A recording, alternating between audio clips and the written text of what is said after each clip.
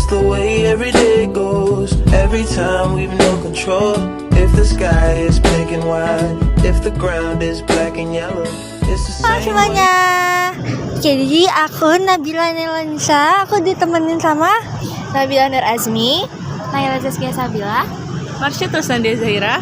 Nah, jadi kami kali ini akan mengunjungi 3 museum, yaitu Museum Sumpah Pemuda, Museum Kebangkitan Nasional, dan Museum Proklamasi.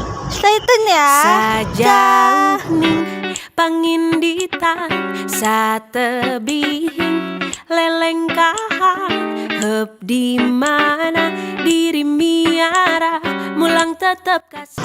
Halo teman-teman semua, sekarang kita sudah berada di museum pertama, yaitu Museum Sumpah Pemuda. Jadi, di museum ini adalah tempat berlangsungnya Kongres pertama dan Kongres kedua para pemuda yang berlangsung pada tahun 1928 serta tempat lahirnya Sumpah Pemuda loh. Nah, museum ini diresmikan oleh Presiden Soeharto pada tahun 1974. Awalnya, gedung ini milik keluarga Si Konglian, kemudian dihibahkan kepada negara Indonesia. Nah, baik.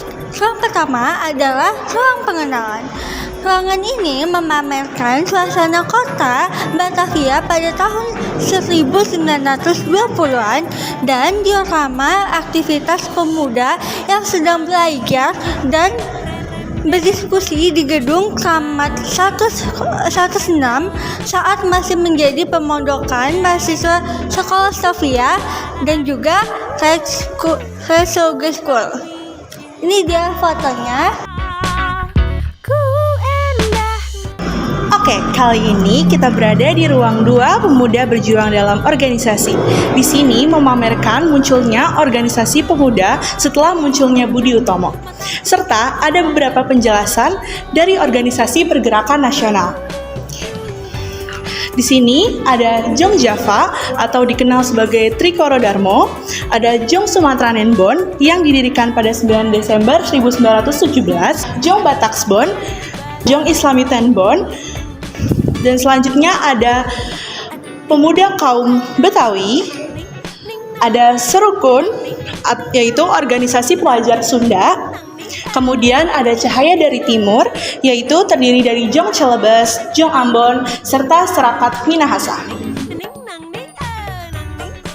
Nah, selanjutnya, ruangan ini adalah ruang pemuda bergerak yang berisikan persiapan sebelum Kongres Pemuda, baik pertama dan kedua dimulai.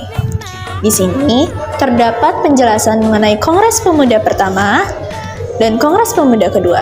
Lalu di sini terdapat beberapa organisasi yang mengupayakan terjadinya Kongres Pemuda. Yang pertama adalah PI atau Organisasi Perhimpunan Indonesia. Lalu selanjutnya, di ruangan ini juga menjelaskan tentang persiapan sebelum Kongres Pemuda II. Apa saja? Yang pertama adalah adanya organisasi yang mengupayakan terjadinya Kongres Pemuda II, yaitu organisasi PPPI, yaitu Perhimpunan Pelajar-Pelajar Indonesia. Terjadinya Kongres Pemuda. Di sini terdapat tokoh-tokoh yang berperan penting dalam Kongres Pemuda. Yang pertama adalah Rohani Suud, Mohyamin, Sugondo Jojo Puspito, Amir Syarifuddin, Joko Marsaid, dan Kaca Sungkana. Nah, di sini juga terjadi pengumandangan lagu Indonesia Raya pertama kali oleh W.R. Supratman. Nah, selanjutnya ada beberapa info penting terkait berlangsungnya Kongres Pemuda. Nah, info penting ini akan dibawakan oleh Naila. Nah, for your information nih guys, jadi ada 2 orang tokoh wanita yang mengumumkan pendapatnya pada saat Kongres Pemuda II loh. Yang pertama ada Siti Sundari, ia menyampaikan pentingnya pendidikan bagi kaum wanita. Dan yang kedua ada Emma Purnawiraja, yang mendorong kaum perempuan agar turut aktif dalam gerakan kebangsaan. Oke. Selanjutnya, di sini juga berisikan putusan-putusan dari Kongres Pemuda. Di sini ada replika dari pada saat kegiatan Kongres Pemuda berlangsung. Lalu di belakangnya ada putusan Kongres Pemuda-Pemuda Indonesia. Nah, putusan ini juga berisikan tentang teks Sumpah Pemuda yang biasa kita pelajari di sekolah. Di bagian sini juga berisikan peta Indonesia. Jadi di sini adalah ruangan mengenai lagu kebangsaan Indonesia Raya. Berikut adalah profil Wage Rudolf Supratman yang lahir di Jatinegara, Jakarta pada 9 Maret 1903. Berikut adalah biola yang digunakan oleh W.R. Supratman dalam mengumandangkan lagu Indonesia Raya pada malam penutupan Kongres Pemuda kedua. Panitia lagu Indonesia Raya tahun 1944. Di sini adalah naskah asli lirik lagu kebangsaan Indonesia Raya. Nah, selanjutnya kita masuk nih ke ruangan setelah Sumpah Pemuda. Jadi, ruangan ini berisikan pameran mengenai kongres-kongres dan organisasi setelah Sumpah Pemuda. Di sini ada Kongres Bahasa Indonesia yang digelar pada 25 Juni 1938 dan menghasilkan keputusan permintaan dukungan penggunaan bahasa Indonesia dan permintaan bantuan para guru untuk mengajar bahasa Indonesia. Ada juga Kongres Perempuan yang menghasilkan pendirian Cabang Putri Indonesia pada 22 Desember yang kemudian tanggal ini juga diperingati sebagai Hari Ibu. Berikutnya ada organisasi lain setelah Sumpah Pemuda, yaitu organisasi Indonesia Muda dan Kepanduan. Di sini dijelaskan penjelasannya beserta foto-foto dokumentasi. Nah, di sebelah sini juga ada dokumentasi dari pengurus kuartir besar Kepanduan Bangsa Indonesia, pengurus Kepanduan Bangsa Indonesia, Pandu Hibul Waton, kegiatan anggota Kepanduan, ada IPindo menyelenggarakan Jambore Nasional, dan ada foto Pandu Wanita nih. Oke guys, kita udah selesai dari Museum Sumpah Pemuda. Selanjutnya kita akan ke Museum Kebangkitan Nasional. See you soon.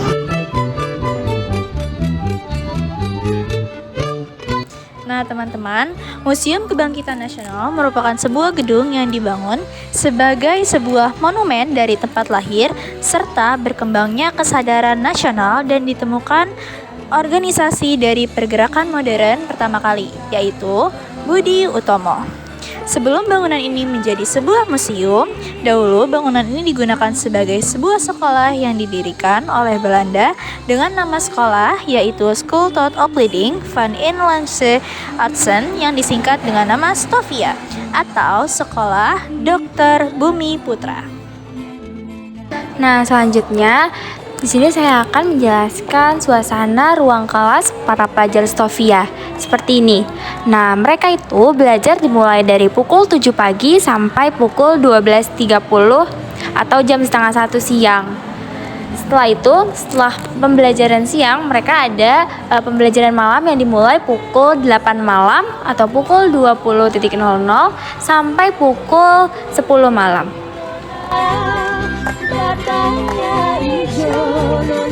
Nah, ruangan selanjutnya ada Ruang Memorial Hall Budi Utomo.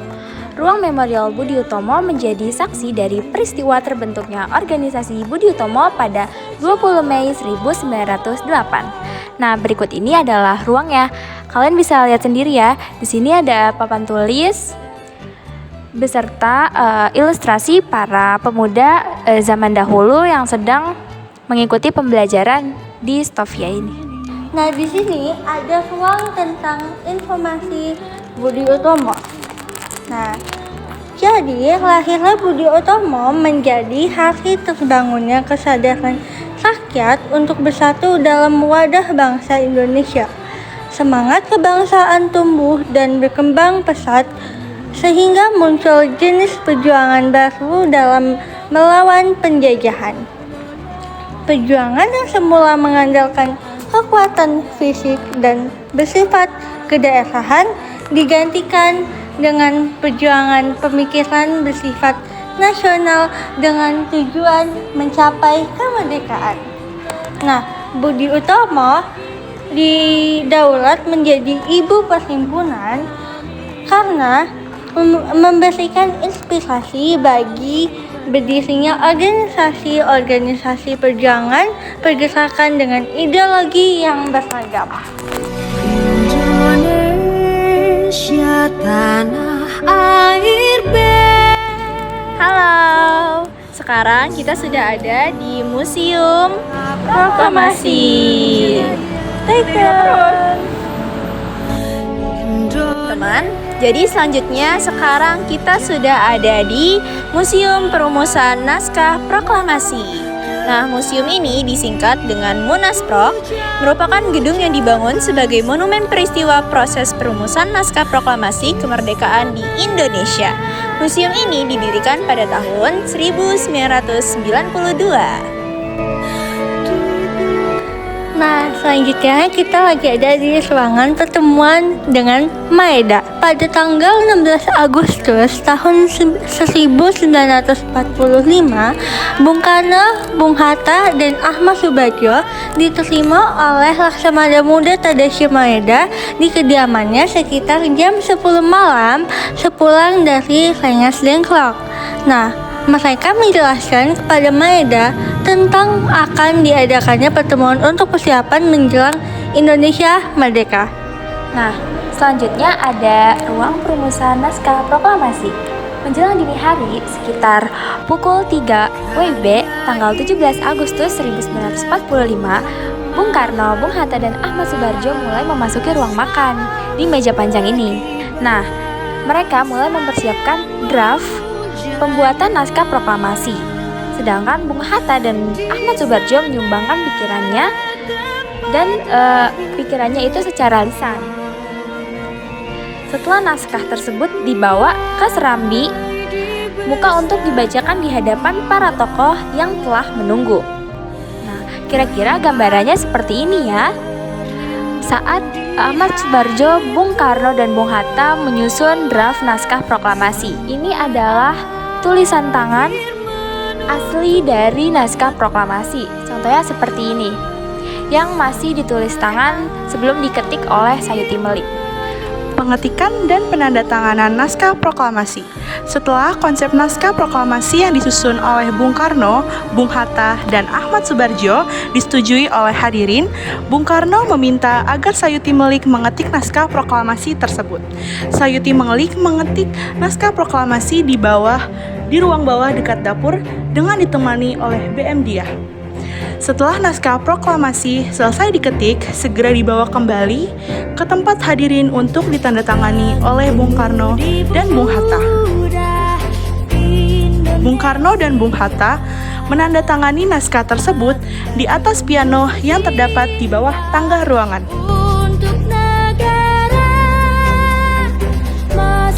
Selanjutnya kita ke ruangan di mana teks proklamasi disahkan. Nah, konsep naskah proklamasi yang telah dirumuskan oleh Bung Karno, Bung Hatta, dan Ahmad Subarjo dibawa ke Serambi Muka menemui para hadirin yang telah menunggu. Bung Karno kemudian membacakan rumusan pernyataan kemerdekaan yang telah dibuat secara perlahan-lahan dan berulang-ulang. Sesudah itu, beliau bertanya kepada para hadirin setuju atau tidaknya terhadap rumusan itu.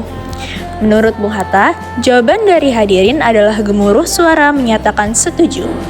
Kemudian diulangi lagi pertanyaan oleh Bung Karno, benar-benar saudara setuju? Lalu jawabannya adalah sama, yaitu setuju. Selanjutnya, ada informasi mengenai tokoh-tokoh yang menghadiri persetujuan teks proklamasi.